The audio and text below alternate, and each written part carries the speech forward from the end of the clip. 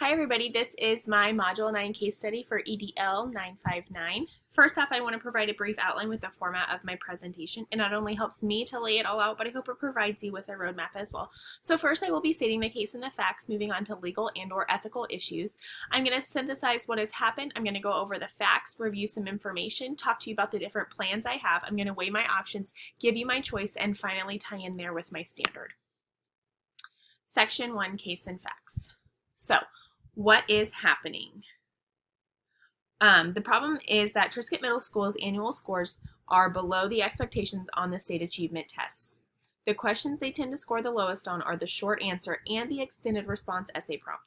Some questions are skipped while others are just scored a 0. Students at Triscuit are taught what they don't know, and their curriculum is built off of a deficit model. It is built to repair their weaknesses. The design curriculum has not proven to be working for all individuals to be successful.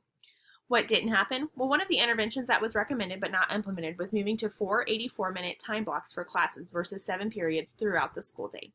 This was recommended so teachers could spend more time putting emphasis on technology-rich curriculum and assessments to take advantage of both academic and non-academic activities and resources. The events are happening within Triscuit Middle School. Who is or might be involved in the situation? The individuals involved are myself, Kim, the assistant principal, the teachers that are within Triscuit Middle School, the students at the middle school. This could have a ripple effect. I want to emphasize that this could have a ripple effect to parents, other building administrators or district administrators, the Board of Education, and then the community stakeholders as well. What do the parties involved say? So in the past, even though there's been several professional development opportunities and initiatives throughout the building, teachers continue to rely on lectures as their form of presenting information. So teachers feel very comfortable with this current practice.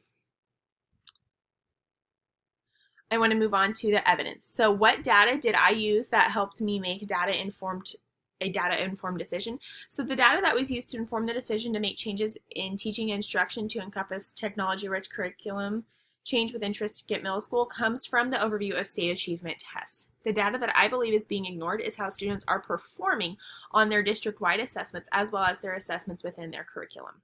I think it's important because I want to know, are they able to not write the essays all the time or able to answer short answer questions on all the time, or is this just on the state achievement tests? Or is it a consistent deficit among all assessment types offered to them? I don't believe that the usage of formal and informal, culturally responsive and accessible assessments are being used. I think it's just the state achievement test based off of the information provided to me. I do believe that I am in the beginning stages of developing a coherent system of curriculum, instruction, data systems, support, and assessments. I am able to begin this process by identifying the weak areas of my students and selecting a starting point to get my staff on the same page that I am. As I begin helping my staff make changes on our current teaching practices by implementing technology integration and digital literacy, I am working to promote the current and future success and well-being of each student by putting their needs first and focusing on teaching students beyond the deficit skills and to teach them and what they need in order to be successful. I am also promoting the current and future success and well-being of the adults in Triscuit Middle School because we are working to prepare students for the real world. And as educators, the way our students learn is ever changing, and we need to be willing to evolve our teaching practice to meet the needs of all students. Moving on to legal or ethical issues. So as far as I can tell, there is no legal issues within this case study. I do not see any existing laws being broken. When we think of ethics, we can assume, based off of the information provided, that student needs aren't being met. And if we're not meeting their needs, then ethically we're not sound. I see that the staff is predominantly Caucasian, while the students are mostly made up of African American students. There is a large lack, I should add, of parental involvement, and as a school we need to continue to build and maintain relationships with families in the district so we can learn more about those students and their families to best meet their needs. We also know that our students' academics needs aren't being met, and as a district we need to be doing what is best for students, and we need to identify their needs, which we have a good starting point on what their deficits are, and we need to work to meet them and not continually ignore them or work on teaching to the test. So I want to continue on with what I identified as some ethical issues and back it up with some research. The research that I found supports our ethical dilemma here at Triscuit Middle School, and it will support our need for change. As educators, we need to work together to create a student understanding of personal learning styles to enable them to guide their own learning. We can also ensure that our students see equal representation within our staff to promote racial and ethnic backgrounds. Part of our plan to help students score better on state achievement tests is to create strong foundations of reading and writing instruction that is learner-centered. The instruction will build on the learner's technology and media skills. While we continue promoting success for all students, we need to develop information about the learner, their specific strengths, and developmental stages. I would also like to see our environments being inclusive and approach race and gender, equality, empathy, and bullying prevention. Not only do we need an inclusive learning environment, but we also need inclusive learning practices. Students at Triscuit Middle School are consistently scoring below average on state achievement tests, and teachers are resisting the push for technology-rich curriculum and digital literacy increase within their set curriculum. Moving on to the facts. Here are the people that I know are involved and affected. We have Kim, the assistant principal, teachers, students, parents, other administrators, community members, and the Board of Education. I'm also providing a little bit more information on what the student population looks like here at Triscuit Middle School. We are 80% African American, 17% Caucasian, and 3% other. 65% of the students are on free or reduced lunch and breakfast. 25% of parents attend conferences and open house events. So the place, Triscuit Middle School, it's located in Rockford City School District, and the area is a very metropolitan area. So the program, Triscuit Middle School is made up of 7th and 8th grade. It is a public school. It is a mix of inclusion students, regular education, and multiple disability population. I want to note in here that the curriculum being used is inadequate, and the assessments also being used are inadequate as well. So moving on to information. Here is what we know about the school and situation. The students are continually scoring low on the state achievement tests in short answer and essay questions predominantly. The principal is working to promote change in the school within staff and students. We are working to create assessments designed to show growth within the students. We are seeking out support systems to improve chances of success. I want to assist the staff with becoming more comfortable with technology integration. I want to utilize the current data system to store the assessment data and report our results to the school community. The biggest challenges that present themselves are promoting change within the school district and getting staff on board with technology integration. Let's move on to the 4 different options that I have for implementing technology-rich curriculum and digital literacy. I have Directive Control, and this would be where the school leader assigns plan on action, and this would have the minimum teacher autonomy allowed. Option 2 is Directive Informational, and that's where a school leader offers a range of choices. Plan 3 would be collaborative. Plans of action are determined and selected collaboratively.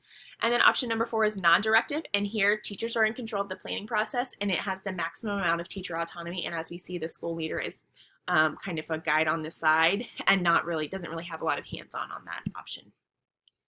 I want to stay with you my goals. So my goal is to promote the current and future success and well-being of each student and adult.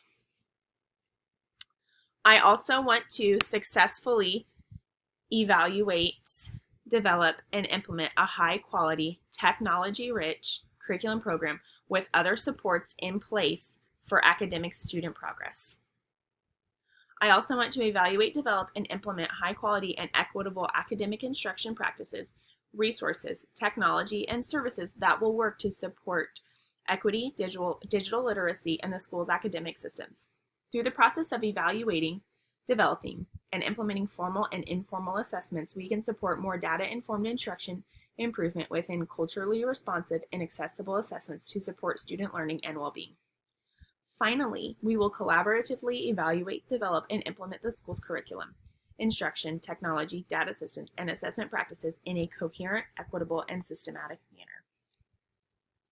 Now I'm going to move on to the pros and cons of each one of the options of a plan that I have. So first is the Directive Control. So as we can see here, the positives are minimal, but the cons can be a mile long here. Some pros that I have listed are that I am in control. The expectations And I mean, that's a pro for me and probably a negative for teachers, but a pro for me is that I'm in control. The expectations will be set. We will be actively working to make our environment conducive to learning, and then there will be a direct plan of action to follow. So some cons that will be associated with this would be teachers have no choice. Oftentimes when you have just one person in control, we can kind of get like that tunnel vision where I think my way is the best and I'm not allowing to see other opportunities to grow. If I am in control and I'm giving you what you need to do, then we have limited options. I could really ruin relationships between teachers and administrators. A big thing here is, how are my teachers going to feel? Will they feel like they are valued and that I view them as, responsible educators? Will they give their honest effort if I tell them they have to do something versus getting a choice? And then here, my solution that I pick might not be the best choice for everybody in our district. So then my teachers could have big red flags and be so negative on a strategy like this, and then implementing the technology and the digital literacy and having culturally responsive assessments because my one way that I chose didn't work, and then they'll never want to do it again. So if I only provide one option and it backfires, I better never have another idea again because they're not going to want to do it. So it would really hurt my buy-in and my relationship with my teachers. The last con is probably like the most important one, though, that my solution might not work. And I think that that's just the biggest thing that I need to note in here is that if my plan doesn't work, I'm not going to get teachers on board again to do something like this. Okay, moving on to Directive Informational. So here are my pros and cons for the Directive Informational, and as you can see, it's a little bit better than the previous choice. So my pros are that I have choices offered, expectations are set, there's an opportunity to see various things going on within our school. As a principal, I still have some level of control, and we are working to meet the needs of our students. Some cons, so asking them to switch their teaching styles to this does add an extra workload to them. I still have a limited choice for them, and we might not get to see as many various strategies as another option. Moving on to collaborative. I think that the best pros here are that it allows for a lot of choice and discussion to develop a plan, and everybody has so many different thoughts, feelings, and ideas. It allows for great conversation to be held, and I think sometimes that the conversations that are had are the most important part of developing a new process or a new idea. But I think it's really great that every voice would get a chance to be heard. Teachers would have more say in what they want to do, and then again, we have that room for discussion. Some cons. As a principal, I'm going to have less control over the situation. The expectations could be blurred. Conversations could also turn negative when we have these conversations, and then we might not make a decision. Moving on to non-directive. So as you can tell with non-directive, not a lot of pros here, but the one pro is that it would have maximum teacher autonomy, and then the teachers get to feel like they're in control. The con list is still really long. No principal control. And then also, I feel like non-directive is already what is kind of happening or being seen happening in Triscuit Middle School right now, and it's obviously not working. It's not working for our culturally responsive environment. The students' needs aren't being met, assessment scores are still low, and it's no tie to helping improve digital literacy. So I want to move on to my plan. So after thinking of my pros and cons, I did like the pros that were associated with collaborative, which was allowing everybody to speak and getting to hear their thoughts and opinions about our school. However, I do think that this is one pro that I could tie into Directive Informational. This would mean, as a principal, I would offer a range of choices, and teachers would choose a particular one that they would think best fits them and their teaching style and the material that they present to students. The reason I chose this as my go-to plan is because I don't feel like our staff is ready to make their own choices about how to incorporate culturally responsive assessments as well as tie in digital literacy and added technological components. I think my staff would benefit from a list of choices that I can live with, as well as them getting to have a small say in what they will be incorporating in their classroom. If they try it and it's not a good fit, they have a list of other options that they could choose from. I'm going to pause and finish up on the next video.